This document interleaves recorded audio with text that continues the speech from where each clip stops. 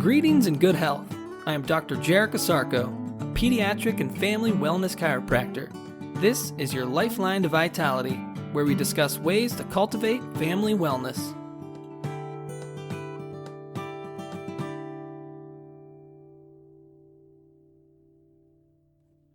Good day and great health. Welcome back to another edition of your Lifeline to Vitality. Today on the podcast, why is the upper cervical spine at risk of a subluxation? There are anatomical and physiological factors that contribute to the likelihood of an upper cervical subluxation. The upper cervical spine is complex, both in structure and function. To simplify things, let's focus on three characteristics.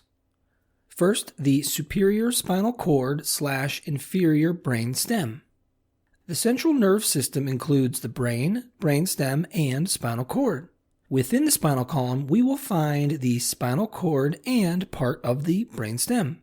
Nerve fibers, or axons, are long projections off a nerve cell that transmits electrical signals.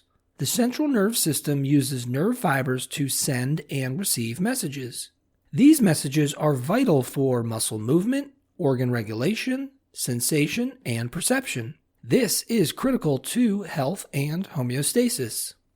The greatest accumulation of nerve fibers is found at the level of the upper cervical spine, where the superior spinal cord intertwines with the inferior section of the brainstem. The inferior section of the brainstem is the switching station for nerve fibers between the brain and spinal cord. Nerve fibers from the brain and the spinal cord convene here to organize, relay, and integrate information. As we travel down the spinal column from the upper cervical spine, the spinal cord overall decreases in size. Nerve fibers branch off the spinal cord between the vertebral bones on their way down the spine. The opening between each bone where nerves come off the spinal cord is called an intervertebral foramen, or IVF for short. Second characteristic is the spinal canal. The spinal canal is the passageway for the spinal cord and brainstem. It comprises bones, ligaments, and other tissue surrounding and protecting the vital nerve system. The main protector is the vertebral bones. Bone or skeletal tissue is the hardest and most durable tissue in the human body. It protects the softest and most delicate tissue in the body, nerve tissue. Compared to the rest of the spinal column, the spinal canal diameter is the smallest in the upper cervical spine. Overall, the spinal canal diameter increases in size as it travels downward. The intervertebral foramen also get bigger as they go down the spine.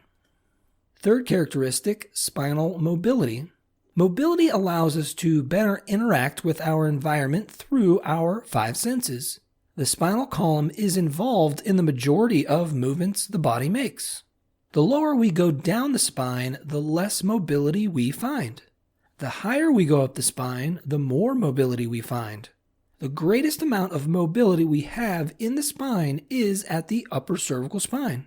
The upper cervical spine alone accounts for 50% of all the movement in the cervical spine.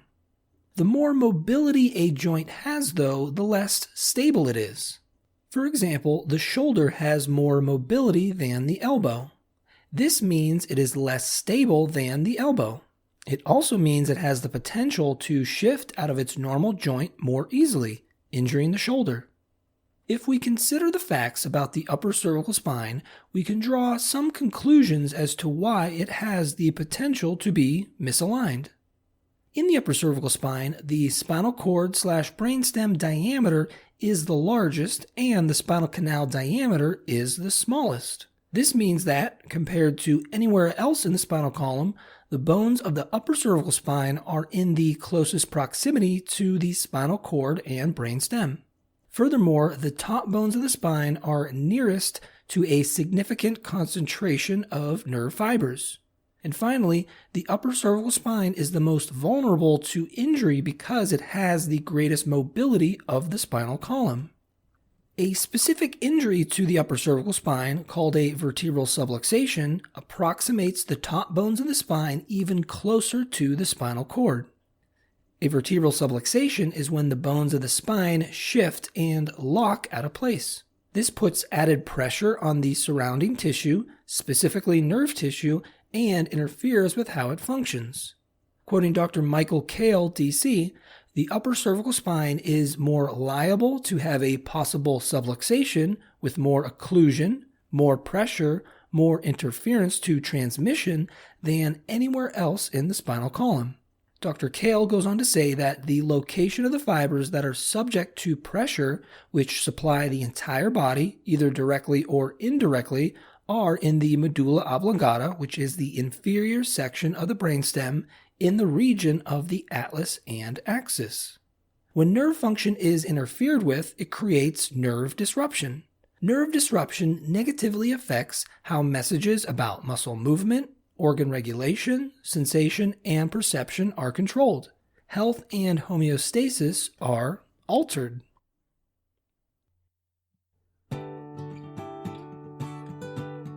Thank you for listening.